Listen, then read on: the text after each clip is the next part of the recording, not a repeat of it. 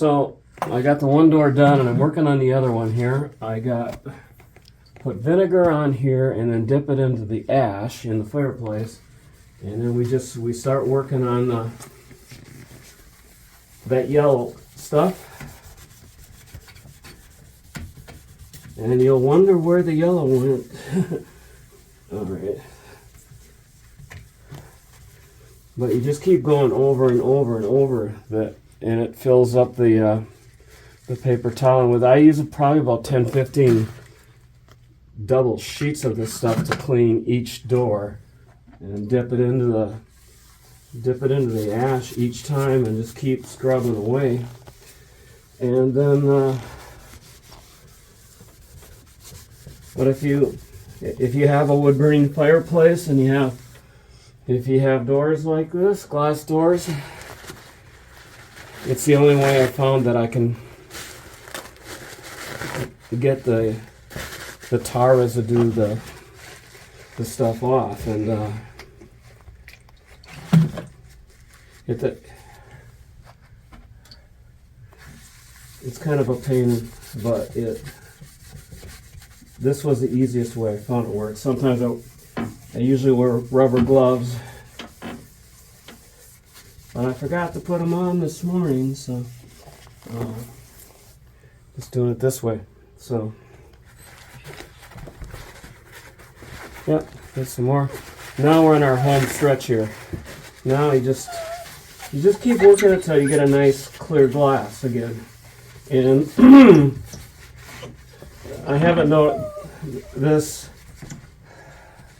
not a disclaimer or anything, but I haven't noticed that this has scratched this at all. It just the abrasiveness of the ash is just enough where it takes that tar off the glass. So, but I am just about done, and at the end of the year I'll go through, and these doors come off and I'll put a new gasket on every year, and that gasket just scrapes off, the doors lift off, and I take them onto my workbench, and then I thoroughly clean the whole thing. So that's how she's done. Thank you. I hope this is helpful to you. Bye-bye.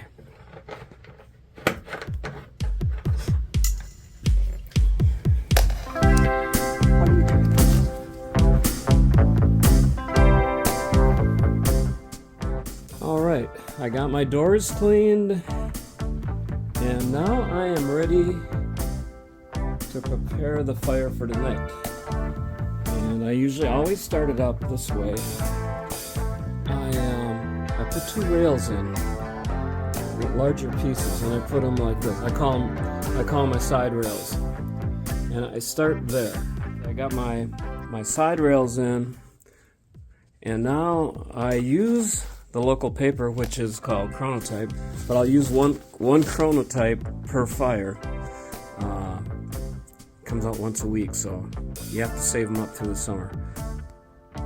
Alright then, I got my one chronotype in place between the 2 side rails. Now to put some kindling, smaller kindling, and what we do is these were scrapings after I had the wood delivered. I had 4 cords delivered last summer, dumped in the driveway, and these scrapings are left over from that, and we save those. Plus, the maple tree in the backyard drops a whole bunch of branches every year. It's a really old tree, but I love that tree, and it provides us with kindling. So let me put that in place now.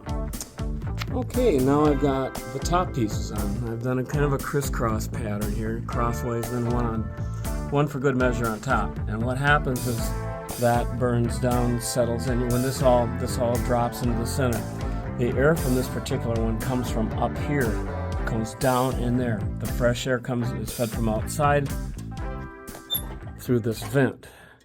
And to dampen it, you shut it to full open is up. And I run that pretty much full open, at least when it's getting started. You got to run it full open. But then, as night progresses, you can dampen it. It's got this particular model has another damper on top, and that lets the chamber heat up more on top, and then that's where the air comes out, the warm air. They used to call these a heatilator, and this particular model is a cozy heat.